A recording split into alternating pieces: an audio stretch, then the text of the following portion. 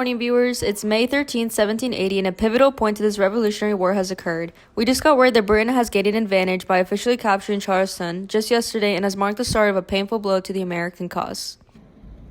It took Sir Henry Clinton and his British Army approximately 6 weeks to conquer Charleston, and next we will turn it over to reporter number 2 to hear about how this happened from Lieutenant Sir Henry Clinton himself. All right, viewers, I am here with Lieutenant Clinton, who led this victory for Britain. Good morning, Lieutenant. How are you this morning? Hey there, Amanda. I'm doing quite well after yesterday's opportunistic events. So tell me, Clinton, what caused the British side to take interest in capturing Charleston? This whole plan began unfolding when the Americans and French failed to capture Savannah on October 9, 1779. This successful defense of Savannah against a Franco-American expedition assisted in renewing our attention to expanding our southern campaign. And is there a reason for choosing Charleston in specific? The reason for choosing Charleston was that it's the capital city of South Carolina, and it provided great contribution to the southern colonies by being the principal port city of the southern colonies. It was all a part of our strategy to siege major ports as bases to rally American loyalists and defeat the rebellion in the southern colonies. If I may, what was the process of the siege like?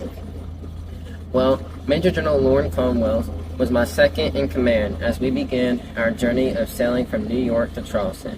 On December 26, 1779, we took 8 British regiments consisting of 5 Heathman regiments, 5 corps of loyalists, and troops with artillery and cavalry, amounting to an approximate 8,500 men.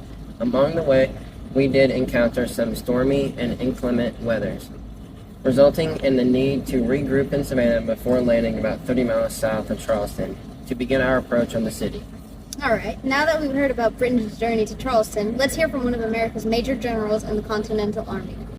Major General Benjamin Lincoln, what were the British attacks on Charleston like? Well, over the course of a few weeks, the British Army advanced and isolated Charlestown while a British fleet entered Charleston harbor.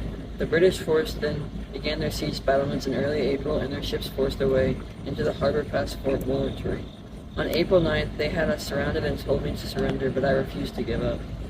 We then experienced a British cavalry raid on April 13th and had a potential colonial reinforcement cut off on April 14th by a British force led by the Lieutenant Colonel Bansby.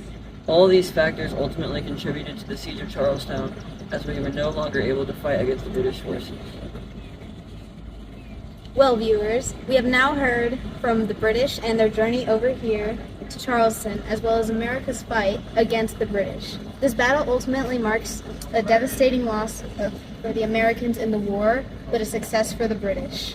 If you see me and you tryna see what's